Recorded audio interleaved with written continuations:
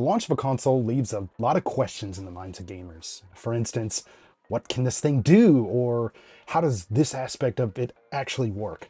Well, Nintendo's actually aimed to answer questions like this and a whole lot more with the Nintendo Switch 2 Welcome Tour. While it definitely has some interesting ideas, is Welcome Tour the hidden gem of the Nintendo Switch 2 launch? Or something that is just better left on the digital store shelves? Let's get into it.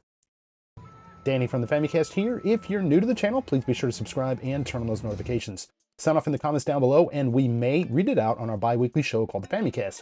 Of course, you can check this out in written form over on our website, famicast.com. Special shout out to our awesome patrons for their continued support. Today, though, we're diving into the Nintendo Switch 2 Welcome Tour in this review. The controls and gameplay in Welcome Tour are varied and have you doing a lot of different things with the Switch 2 hardware.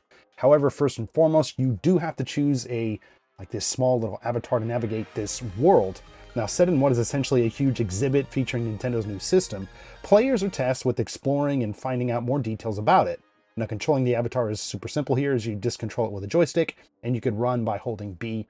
The camera can also be revolved around the character in like intervals, not quite like free with the the right stick. And if you press down on the stick, you will zoom out and you can see kind of everything here. Not really groundbreaking or anything, but it does exactly what it sets out to do. Now, spread throughout the overworld, there are a number of activities to do. Now, these range from passive to more engaging, depending on what you choose. Now, by and large, here is what you're going to be doing in the game. The Stamp Rally. Now, each area represents a piece of Nintendo Switch 2 tech, from controllers to the screen and more. Each area is also home to a number of small panels that indicate various parts of the hardware. Players are encouraged to seek these out to get stamps. Now, once all the stamp panels are found in an area, you are able to move on to the next section. Now, basically all while learning a little bit more about the system here too. Now, it doesn't take too long to do this, but I think it can be pretty fun to track these things down. A number of short demos showcasing the capabilities of the Switch 2 and its accessories are on offer through the tech demos. You'll learn about the underlying tech via interesting showcases, which are for the most part pretty cool. Now, while these can be entertaining, they likely won't keep you coming back over and over again. I mean, there may be times when you just simply don't have the access to what's actually needed for the demo here too. So like, let's say, for example, you're playing away from your TV, if you have a 4K TV, or let's say your TV doesn't support 120 frames per second or something. There are limitations on what you can do based on what you have available. Now, most of these can be remedied by simply playing in handheld, but obviously the Switch 2 doesn't have a 4K display in handheld, but most other aspects won't be that big of a problem. Also, too, just as a note, you'll want to have the Joy-Con 2 at the ready for most of these. Several mini-games featuring the Nintendo Switch 2 tech is also on offer in Welcome Tour. Now, these will have players using the new mouse controls, HD Rumble 2, and more. Each area offers a handful of these, and they range from fun to sometimes frustrating. These will vary depending on your preferences here, of course, but I personally preferred the mini-games that were usually quick and easily showcased kind of what was on offer with the tech. I like the simple UFO dodging mini-game. I thought that was pretty fun. I got a laugh out of my wife when I showed it to her. A few others I enjoyed here too were the click quick, basically clicking targets as quickly as you can with the mouse controller. Super simple, but kind of addicting, kind of fun. Balloon Hunt was also pretty cool too. It's essentially like a first-person shooter and stuff like that. So I think many of these are pretty easy to jump into, even for folks that aren't core gamers, which is a cool way to introduce the system to others. For those that are curious about the inner workings of the hardware, a variety of information panels and quizzes are available. Sure, a lot of this information can be found online elsewhere. I know that, and you guys probably do too. But Nintendo crafted a pretty fun way to learn about the ins and outs of the Nintendo Switch 2 here. The quizzes themselves are actually usually not too hard, and even if you miss a question, you'll often be guided to the information panel to reread what you missed, so it's not a big deal. I think the dialogue here, though, is pretty well written and engaging, making for a pretty good experience overall. This is also put into place when chatting with the NPCs that are sprinkled throughout the exhibit. Now, another cool addition here is a look at Nintendo hardware from the past and how they relate to the Switch 2. It was pretty cool getting to see things like the Japan-only N64 mouse and others make the cut here. As you explore the hardware and accessories, you'll be obtaining medals. Now, these are received after trying out the tech demos and the minigames. Now, many of these require a certain number of medals to unlock. So basically, the more you get, the more things that you can do in the world. Now, this may seem a little bit problematic for one reason. owners of this game may not have access to all the accessories being showcased here. Now, with that being the case, it is impossible to try out and, more importantly, obtain more medals. Ah, or is it? To counter this issue, Welcome Tour does have a quote-unquote secret password of sorts that you can utilize to gain medals. Basically, when you use this, you can receive medals for tech demos and minigames that you can't access due to not having the proper hardware. Now, for example, like I kind of mentioned earlier, if you don't have a 4K TV, switch to camera or something like that, this is a way that you can remedy this. I think it's a smart fix for this, but Nintendo obviously wants to encourage people to connect and buy as many accessories as possible to get the most out of this game. Now, some people seem to have a big problem with this, saying things like, oh, you have to spend X amount of money to be able to play Welcome Tour at all.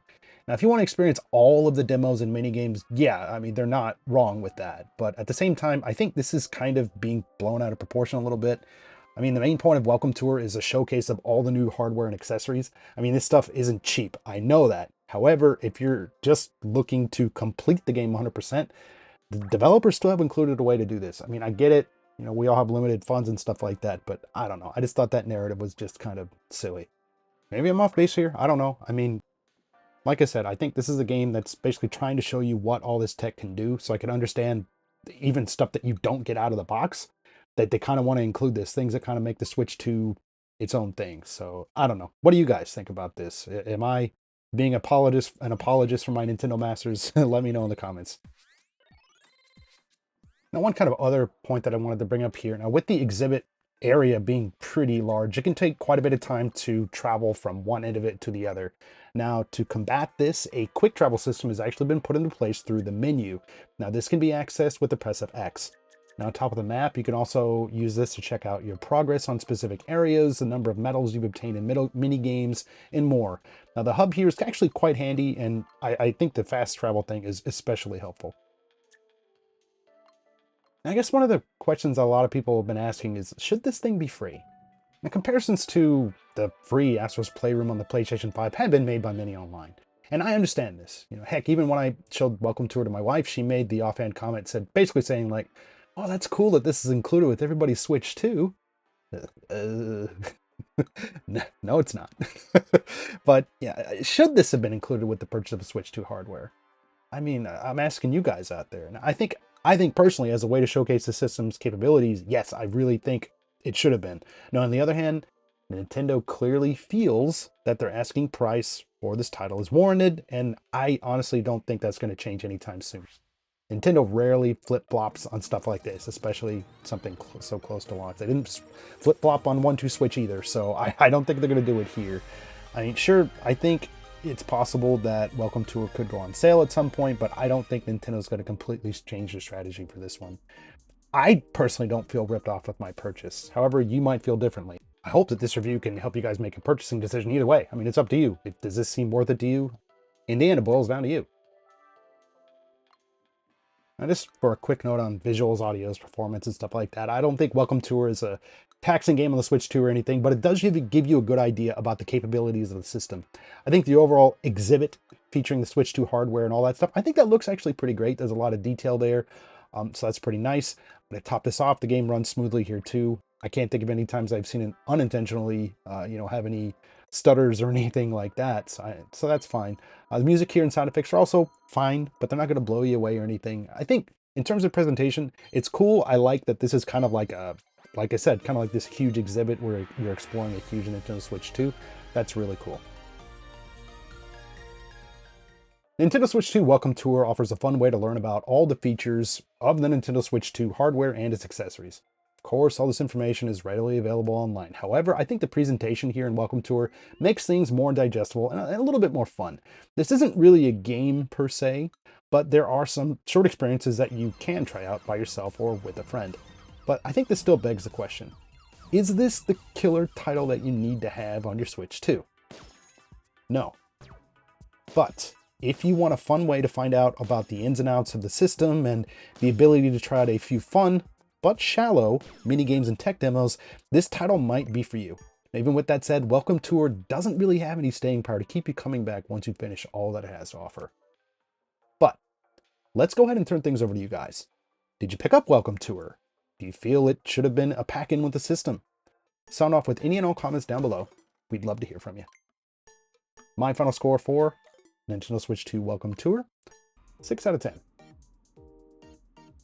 As always, thank you guys so much for checking out this video. If you like what you see, please feel free to drop this one a like. If you feel that we've earned it, consider dropping us a sub here. If that somehow is not enough and you want to take it even a step further, continue supporting us over on Patreon, where you'll have access to ad-free videos, exclusive podcasts, merch, and more.